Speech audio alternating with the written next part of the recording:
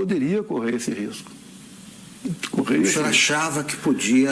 Existia essa possibilidade, tá certo? Porque eu estava abusando, se você vê as tomadas de aeroporto, muita coisa poderia acontecer. E eu falava para o pessoal de segurança do meu lado, que essa possibilidade ia se aumentar a partir do momento que a minha popularidade ia crescendo. Porque eu estou crescendo da onde, Augusto? Qual o tamanho do meu partido? Qual é o nosso fundo partidário? Eu costumo dizer, é verdade, quer ver? Você estou aqui, tem 10 pessoas, 15 que trabalham comigo, a maioria voluntários.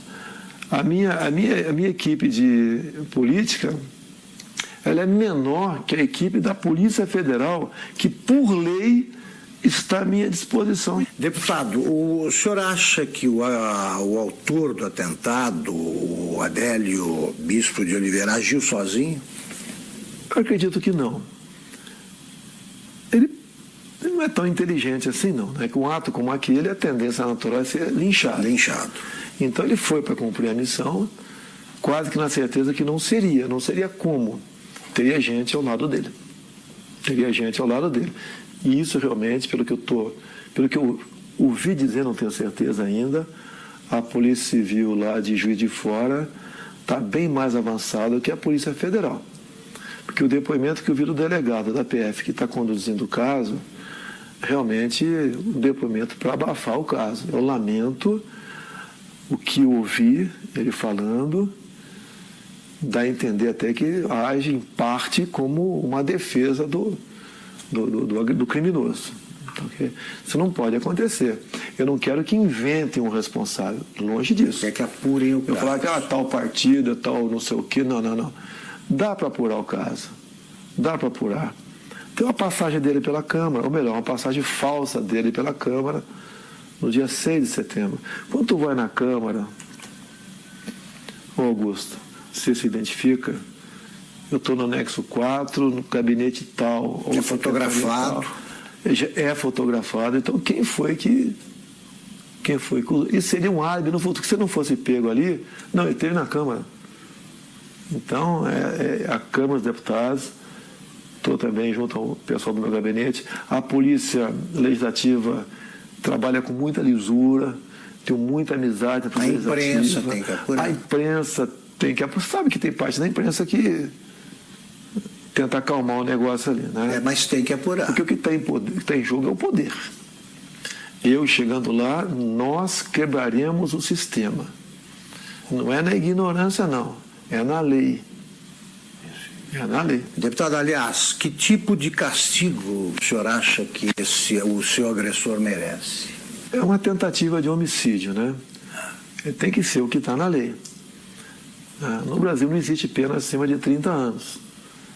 Agora, eu costumo dizer muitas vezes, tentativa de homicídio, ou seja, eu estou vivo por milagre. Por que a pena dele tem que ser abaixo de um homicídio em si? Vamos mudar isso no futuro, se Deus quiser, caso seja presidente. E mais ainda, acabarmos com progressão de pena. E não ficar dando ouvido a entidades de direitos humanos que o presidiário vive em más condições. Que ele estaria em péssimas condições de ser a minha família se eu tivesse morrido. O senhor acha, para evocar argumentos invocados por adversários, que essa pregação do senhor contribuiu para a radicalização que teria levado a esse tipo de ato, de atentado? Como é que o senhor vê esse argumento? Exatamente o contrário. Eu sou vítima daquilo que eu combato. Eu costumo dizer nas minhas máximas, né? Eu prefiro a cadeia cheia de vagabundo do que o cemitério cheio de inocentes. Eu tenho projetos em Brasília, muitos deles inspirados na legislação de alguns estados norte-americanos, como, por exemplo, a lei dos 3 crimes. Lá, Augusto, se o elemento comete 3 crimes, não interessa quais sejam, tem estados que começa com 25 anos, inafiançado, não, sem progressão. Eu copiei esse projeto e botei 10 anos, vou lutar para que seja aprovado. Não tem cabimento. Você pega um elemento, às vezes, cometer um crime bárbaro aí, aí você vai na ficha criminal dele, tem 50 passagens pela polícia. O cara cometeu 3 crimes, 10 anos sem progressão. Saiu, fez de novo, passa para 20. O ser humano só respeita o que ele teme. Se cometer crime, a punição é quase inexistente. É um estímulo para você ser criminoso. Um exemplo que tenho falado muito é de uma deputada federal, uma japonesinha aqui de São Paulo. Ela teve uns 15 anos atrás o filho de 8 anos sequestrado e executado em cativeiro. Já imaginou alguém matando uma criança de 8 anos de idade em cativeiro? Você é pai, você é mãe, imagine uma situação dessa. O elemento foi pego logo depois. Era um ex-funcionário dela. Foi condenado à pena máxima, mas depois de 6 anos foi para o semiaberto. Estou vendo que o senhor está entusiasmado com o programa de governo, aí, mas eu quero ainda resgatar esse fato. Eu posso dar, só para dar uma Claro. Eu quero dar um depoimento aqui do sofrimento, da angústia nossa quando aconteceu. Eu ia te perguntar como é que foi vista a coisa do outro lado ali. Meu irmão Ao lado e do outro lado. Meu irmão Carlos está acompanhando meu pai direto nessa agenda, dando suporte para ele, pô, importantíssimo, né? E eu fiquei sabendo por um jornalista. Eu estava saindo da sessão na LERJ, me ligou, seu pai está bem? Eu fiquei sabendo que tentaram dar uma facada nele lá em Juiz de Fora. Você estava onde? Eu estava na LERJ. Aí quando ele percebeu que eu não sabia o que tinha acontecido, ele falou assim para mim, pode ficar tranquilo que, pelo que eu sei, não foi nada grave não. Foi um sentimento que eu não tinha sentido antes. Eu subi, fui no gabinete de um deputado, que eu estava indo para conversar com ele, um deputado evangélico. Rapaz, quando eu cheguei lá, tinha uns 15 pastores no gabinete dele.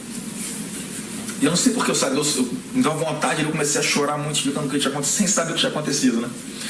E aí, você não sabia? Não sabia, mas eu chorava com medo do que pudesse acontecer, mas tinha certeza que não ia acontecer o pior. Pressentiu? Tinha certeza que não ia acontecer o pior. Mas pressentiu que podia acontecer. Fez aquela oração, todo mundo ali, pela saúde dele. Eu entrei no carro, foram as horas mais longas da minha vida no trânsito, que era a véspera de feriado. E aí eu sabia assim, meu irmão tá lá com ele, tá bem cuidado, tá num bom hospital. E aí, mas eu fui me acalmando no caminho, né? Aí quando eu cheguei lá, que os médicos me explicaram o que era, é que eu falei assim, cara, foi milagre, esse cara não sabe o que aconteceu, né? Ele estava acordando meio grogue. Você achou que seu pai poderia morrer? Eu em momento algum achei que ele fosse morrer, em momento não. Algum. Eu tinha uma paz dentro de mim que isso não ia acontecer. Mas quando eu vi o que tinha acontecido, a gravidade, o que os médicos me contaram, e aí meu irmão me deu uma noção do que tinha acontecido também. E aí olha só o que esse cara me falou. Ele chamou perto, ele não tinha muita força para falar na hora. E aí ele me chamou pertinho da boca dele assim, né? Encostei o ouvido nele. Não foi com essas palavras, foi assim, se deram mal, tô vivo. O cara no momento desse você não tá pensando na saúde dele, tá pensando no todo, no que ele representa. Então eu tenho cada vez mais orgulho dele. Muito. E agora tá aliviado aí.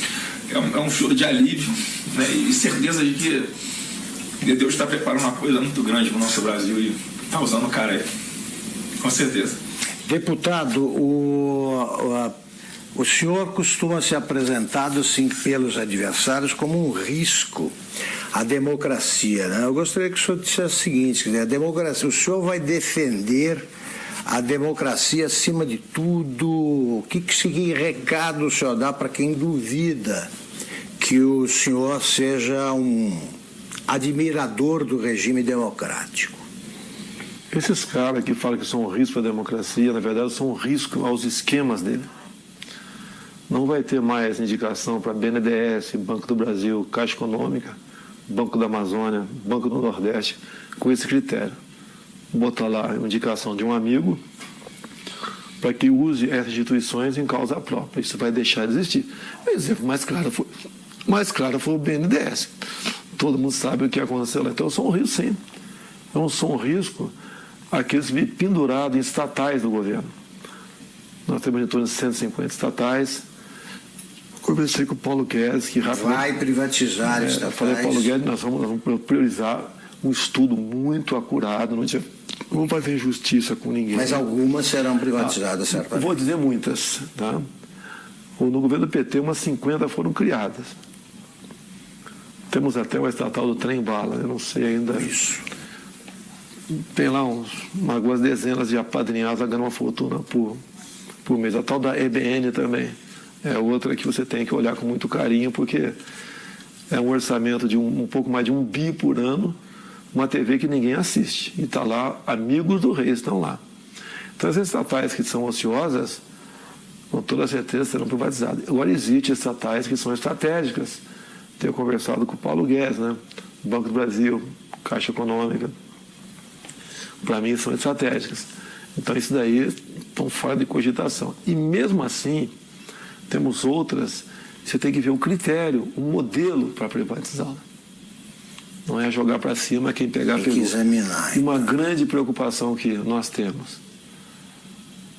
Nós não podemos ser inquilinos de nós mesmos aqui no Brasil. Tem um país aí fora, China, que nós queremos manter relações comerciais com eles, sim, até há interesse por parte deles, mas não podemos permitir que a China ou qualquer outro país, em vez de comprar no Brasil, venha comprar o Brasil. Perfeito. Deputado, a ex-senadora Marina Silva diz o seguinte, que a prova de que as ideias do deputado Jair Bolsonaro não funcionam, só que a prova disso foi o próprio atentado, porque tanta gente protegendo não conseguiu impedir que o ataque acontecesse. A Polícia Federal falhou, o senhor notou falhas no esquema de segurança? O ambiente não tem como você ter um sistema de segurança perfeito. É um tumulto ali, né? Eu vejo pela televisão. E eu sempre falava com eles da possibilidade, né, crescente disso acontecer, tendo em vista o nosso crescimento junto à opinião pública. Então, eu não culpo a Polícia Federal, não. Eles até ajudaram muito com os policiais militares do Rio que estavam comigo lá.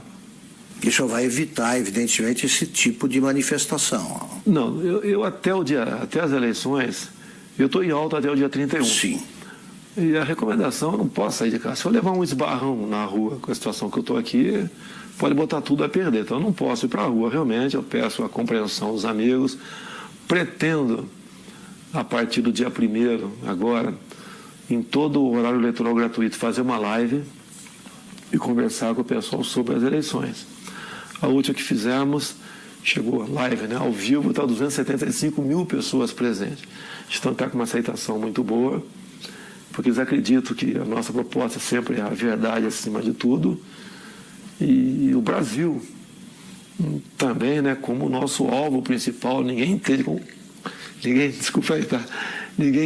como um país que tem tudo como esse, ser o que é.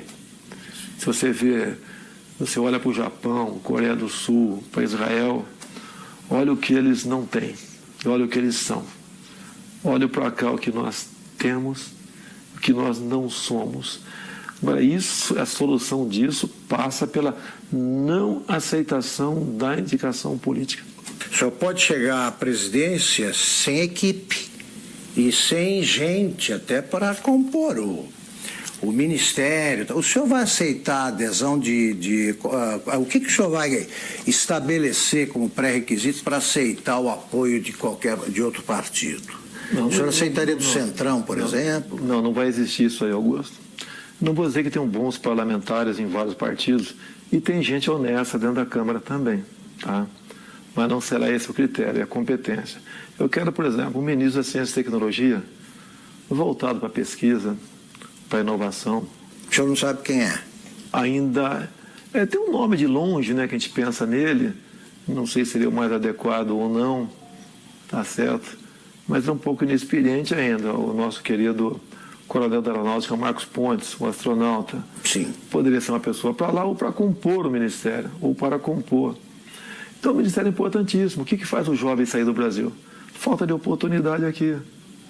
Então você não pode ter uma pessoa nesse ministério. O senhor vai nomear por critérios, pelo critério da competência, é isso? Olha só, quando eu juntei 120 parlamentares, vai aumentar esse número, que o meu partido, eu acho que vai fazer uns 30 deputados. Estou acreditando, um número modesto. Eu acho que vou ter o apoio de quem vota em mim, votar nos candidatos a federal, a senador, a estadual do meu partido. Eu acho que isso vai acontecer bastante. Até eu vou pedir para não votar no 17, votar no candidato, que tem uma cláusula de barreira aí. São Paulo, por exemplo. Não adianta o meu filho Eduardo, que deve ter 1 milhão de votos, junto com voto de legenda, poder fazer 8 deputados federais. Esse federal tem que ter 30 mil votos, senão não tomam posse. Então ele tem que votar no candidato, e não no 17. Eu posso não ser o ideal, nem teremos nunca um ideal. Mas eu acho que o remédio para o momento, tendo em vista aos demais candidatos que estão aí, seria eu, não teria outro remédio no momento. Para a gente buscar o ponto de inflexão e fazer uma política de verdade no Brasil. E essa maneira de não aceitar indicações políticas, como tenho conversado com parlamentares, é uma maneira de resgatar, buscar o resgate da credibilidade do deputado. O senhor não vai aceitar? Não tem como aceitar. Você pode ver, o Onyx Lorenzoni, por exemplo, no meu entender, seria um excelente chefe da Casa Civil, mas não é indicação partidária, mérito dele. Ele vestiu essa camisa comigo. Tá, okay. Ele também passou por um momento difícil a vida dele, não questão de saúde, né? Então é uma pessoa que é adequada para estar lá.